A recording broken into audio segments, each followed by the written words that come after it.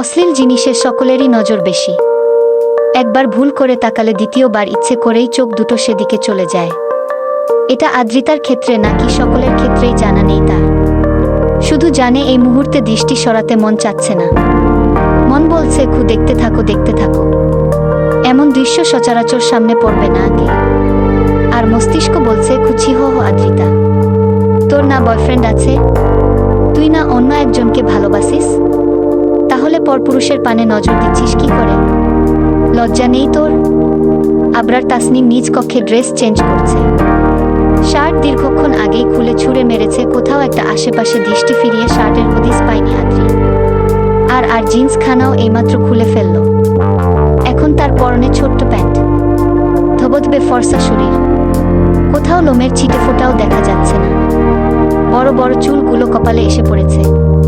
গোলাপি অধরে ভীমরুল কামড়েছে, মনে হয় লাল লাল দেখাচ্ছে এবং একটু ফোলা ফোলা। ঠোঁট মেলে হাসতে সে জানে না। চাপ দাড়িতে কণ্ঠ নালীর উঁচু জিনিসটা ঢেকে ফেলেছে।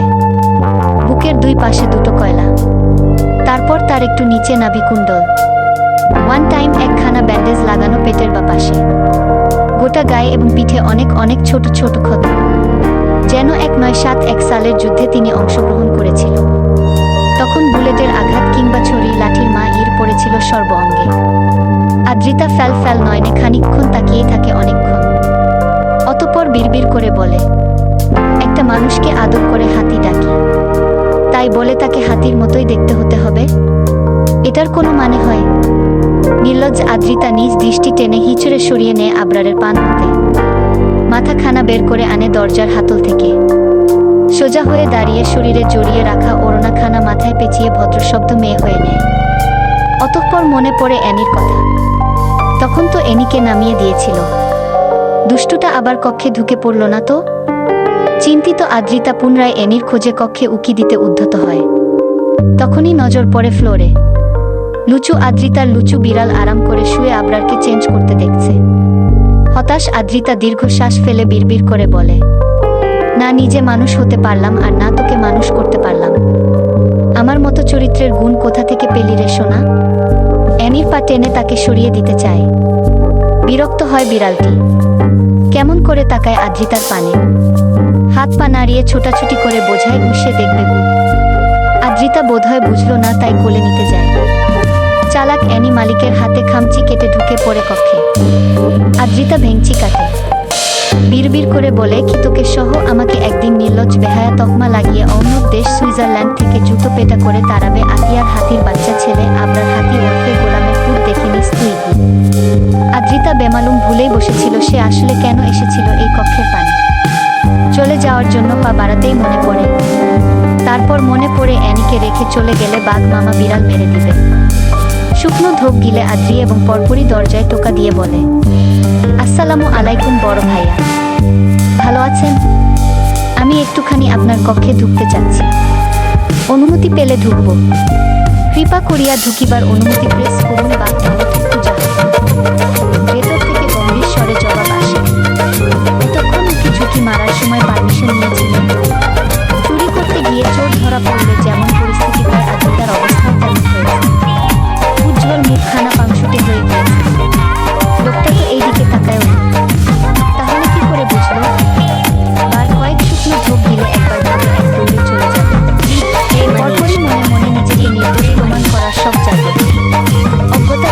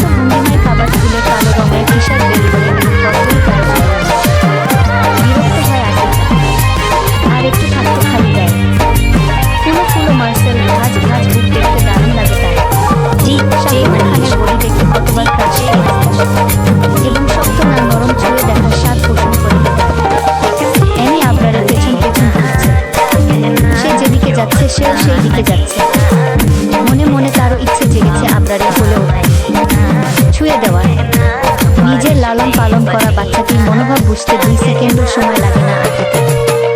সে বাঁকা হেসে আওড়ায়, ওরে হো আমার এই, একটু লজ্জা শরম বাঁচিয়ে রাখছ না, মায়ের মতো বস না। নিজের কথা শেষ করে সামনে তাকাতেই দেখতে পায় তার ঠিক নাক বরাবর আবরার দাঁড়িয়ে আছে, বুকে হাত গুজে।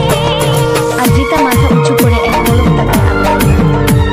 পরপরই কেবলা হাসি দিয়ে বলে, এখন তাহলে যাই ভাইয়া, অনেকও রাত হলো, ডিস্টেন্স মেইনটেইন করে চলবে আমার থেকে, ফারদার আমার সামনে আসবে না, তোমাকে আমার পছন্দ। আবরারকে কথা শেষ করতে না দিয়ে আদ্রিতা বলে ওঠে, আপনাকেও আমার পছন্দ না, আপনার সামনে আসার ইচ্ছেও নেই, জাস্ট মানবতার খাতিরে এসেছি। এরপর থেকে আজ যেখানে সেখানে মানবতা দেখাতে আসবো না। যত সব আজাইরা ধমক, মুখ বাকিয়ে মুহূর্তেই প্রস্থান করে আদ্রিতা। এমনকি বুঝলো কে জানে, সেও সুরসুর করে মালিকের পেছনে চলে যায়। আবরারের ঠোঁটের কোণে এক চিলতে হাসির দেখা মিলল বোধহয়, এবং পরপরই সেটা মিলিয়ে যায়। আতিয়া বেগম ছেলের সাথে ভালো মতো 2 ধরনের কথা বলতে পারেনি এখন পর্যন্ত। পারেনি বলতে আবরার তাকে সময় দিচ্ছে না। এই তো সকালে ঘুম থেকে উঠে ছেলের জন্য কফি করে এনেছিল, কিন্তু কক্ষে প্রবেশ করে দেখে ছেলে নেই, গোটা বাড়িতে কোথাও নেই, মানে সে চলে গিয়েছে। হতাশ আতিয়া মন খারাপ করে কিচেনে ঢুকে রান্না করতে। অহনা এবং তার বাচ্চা সোফায় বসে আছে। মা মেয়ের এক অসাধারণ দৃশ্য দেখা যাচ্ছে। অসুস্থ মা ঠিক করে বুঝতে পারছে না, তবুও বাচ্চাকে কোলে নিয়ে হাসি মুখে এটা ওটা বলছে, আর অবুঝ শিশু হাসছে। আদ্রিতা খানিকক্ষণ তাকিয়ে তাকিয়ে দেখে তার জীবনে অনেক না পাওয়ার আছে, মন খারাপের অনেকগুলো কারণ আছে, কিন্তু কখনোই তার মন খারাপ হয় না, কখনো কান্না পায় না। 13 বছর বয়সে মা মারা গিয়েছে। মাকে কবরে শুয়ে রেখে আসার 3 ঘন্টা বাদেই বাবার দ্বিতীয় বিয়ে কথা শুনে আদ্রিতা জানতে পারে তার বাবা সিঙ্গাপুরে আরেকটা বিয়ে করেছে। হয়তো সেই খবর জানতে পেরে মা পরলোক গমন করেছে। না হলে ভালো মানুষ কখনো হঠাৎ করে মারা যেতে পারে? মা হারা আদ্রিতার দায়িত্ব নেওয়ার মতো কেউ ছিল না। তাই সেদিন আদ্রিতার দাদা জোর করে তার জামাইকে দিয়েছিল আতিয়া বেগমের কাছে। কিসের একটা পেপারে সাইন করিয়ে সারা জীবনের জন্য আতিয়া বেগমের সাথে বেঁধে দেওয়া হয়েছিল আদ্রিতা। বলা বাহুল্য, আতিয়া বেগম কখনোই দায়িত্ব হেলাফেলা করেনি। মায়ের মতো আগলে রেখেছে তাকে, চাওয়া পাওয়া সবটা পূরণ করেছে এবং এখনই করছে।